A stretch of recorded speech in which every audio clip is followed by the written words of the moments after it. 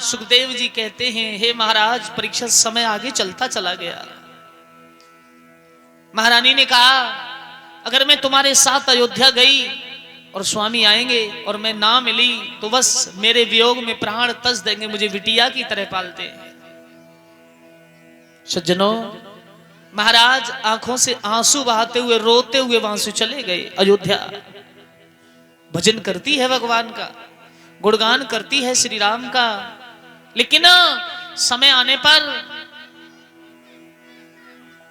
उस महारानी के जंगल में एक बड़े सुंदर बालक का जन्म होता है। जिसका कोई नहीं होता उसका कौन होता है? भगवान। जिसका कोई नहीं होता उसका भगवान। कोई नार काटने वाला नहीं। भगवान का सिंहासन हिला तो स्वयं सरस्वती, पार्वती, लक्ष्मी तीनों देवियां दाई बन के आ गई भैया। नार काटो व बालक को बड़े प्रेम से महारानी सुनीति को दिया। संत ने पूछा, क्या कृपा हुई है? जवाब दिया, बड़ा सुंदर पुत्र है। एक संत की कुटिया में पैदा होने वाला भक्त कैसे नहीं हो सकता? सुनीति बड़ी प्रसन्न है। धूल में खेलता है, कोई खिलाने वाला नहीं। प्यार से कहती है, धूलिया, ओ बेटा धूलिया। क्यों?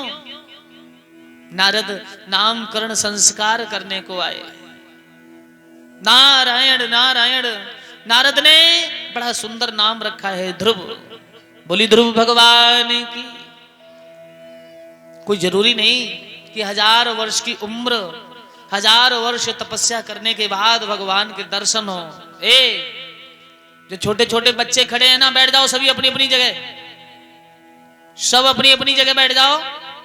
कोई भी आश्रम में नजर ना आए, सब बैठो अपनी जगह। कोई जरूरी नहीं कि हमें भगवान के दर्शन 50 या 100 वर्ष की उम्र में ही भजन करने से हो। और भजन की कोई उम्र नहीं होती। भजन हम किसी भी उम्र में कर सकते हैं। बचपन से भी भजन, ध्रुव बचपन से साधना में है। क्यों? एक तोता को एक महात्मा की कुटिया में टांग दिया जाए, साधन सदन कहीं सुखकारी और असाधु ग्रह दे गिन गिन गारी। एक मैना को अगर महात्मा की कुटिया में टांग दिया जाए तो जय गोपाल जी की करेगी। क्यों? जय गोपाल जी होती है वहां पर। और उसी मैना को अगर किसी व्यभिचारी के घर में टांग दिया जाए तो वो गालियां ही देगी। क्यों? रात दिन गालियां ही होती हैं। ध्रुव भक्तित्व को प्राप्त हुए और भगवत तत्व को जिस समय ध्रुव प्राप्त हुए, एक दिन राजा पुनः जंगल में अपनी पत्नी की शुद्ध लेने गए। आहा, बड़ा सुंदर बालक, 2 वर्ष की उम्र, गोदी में उठा लिया। रानी निकल के आई, आंखों से आंसू। आहा, आज तो पिता की गोदी में ध्रुव। महात्मा से विनती की, महाराज ये मेरा पुत्र है और ये मेरी प्रिया रानी सुनीति है। चरण वंदन किया, मैं अयोध्या नरेश हूं, आप इस बालक को मुझे दे दे। महारानी सुनीति ने पूछा, मेरी छोटी बहन के कोई बालक? जवाब दिया, एक पुत्र है, मैंने उसका नाम उत्तम रखा है। बड़ी प्रसन्न है। एक गांव के बाहर दूसरे मोहल्ले में बड़ी सुंदर हवेली बनवाई महाराज ने और अपने उस बड़ी रानी, बड़े पुत्र को उस मकान में लाके रख दिया है। मंत्री से मंत्रियों से देखभाल दोनों की चल रही है। पर ध्यान रखना, एक दिन उत्तम कुमार खेलते हुए उसी गली में पहुंच गए जहां ध्रुव खेल रहे थे। आहा, मेरे यार इसमें धोखा नहीं है, अपना खून कभी छुपता नहीं है, नहीं है, अपना खून कभी छुपता नहीं है, नहीं है।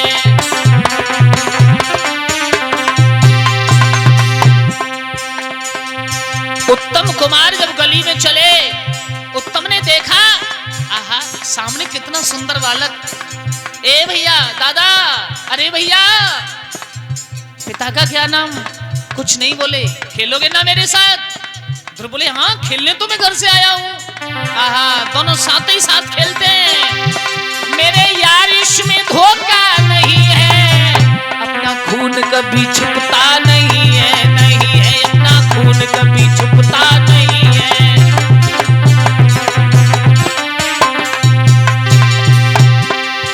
अरे राजा रावण की सुनो कहानी। क्यों? रावण बड़ा विद्वान था मेरे भाइयों, और उस विद्वान रावण के मारने के लिए श्री राम पहुंचे, लेकिन श्री राम के जो भाई कौन, विभीषण, आहा, किसकी शरण में पहुंचे? अपने भैया की शरण में। आहा, रावण की तुम सुनो कहानी, अरे विभीषण श्री राम से ज्ञानी, भेद बताया रावण को, रावण यहाँ पर बचता नहीं है, अपना खून कभी छुपता नहीं है, नहीं है अपना खून कभी छुपता नहीं है।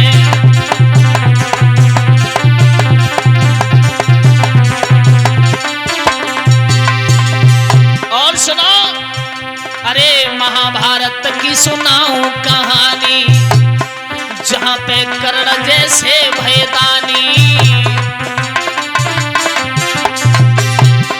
एक तरफ अर्जुन बाण चलता नहीं है, अपना खून कभी छुपता नहीं है, नहीं है अपना खून कभी छुपता नहीं है।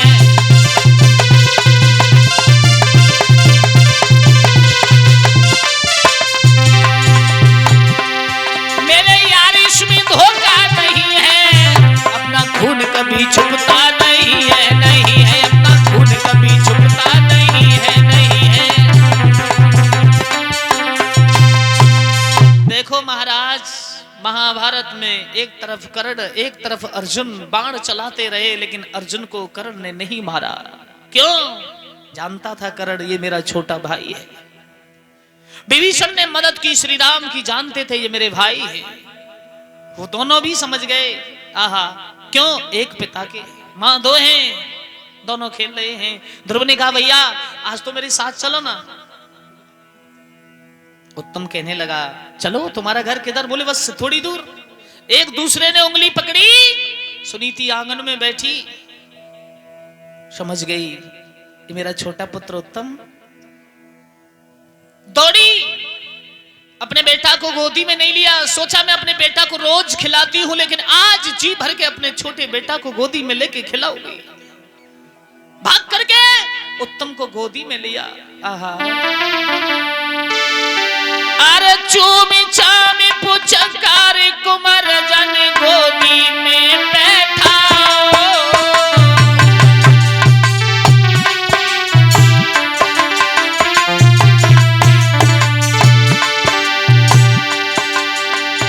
कौन जन्म को धर्म रे मेरो लाल गोद में आओ।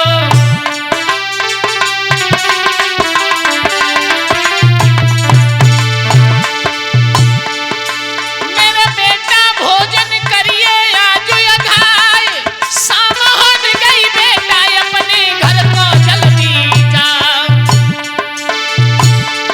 हो रही हो तक लाला अयो मैया ऐसे बोली है, सवेरे ही होते तुम आई जाइयो मैया ऐसे बोली है।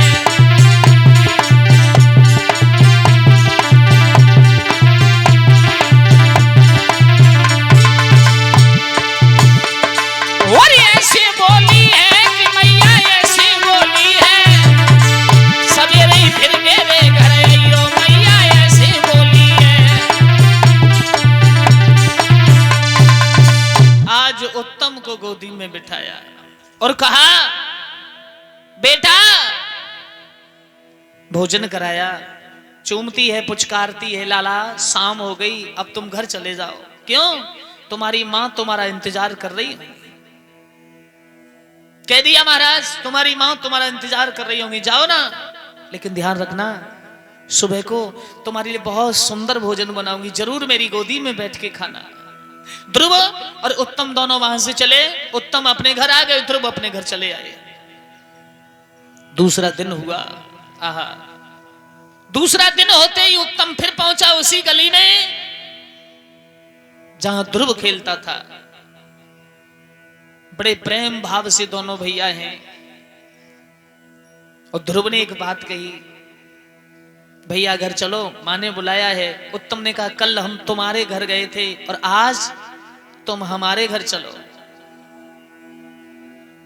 कल हम तुम्हारे घर गए, आज तुम हमारे घर चलो। दोनों साथ ही साथ चल दिए। पर ध्यान रखना, इंसान के जीवन में सत्संग बहुत जरूरी है। पर एक बात का ध्यान रखना स्वामी जी, सत्संगी बनो, महात्मा बनो, भक्त बनो, इतने सीधे भी मत बन जाओ कि ये कलयुगी लोग हमें जीने से दुखी कर दें। एक महात्मा सत्संग सुनाया करते थे, स्वामी जी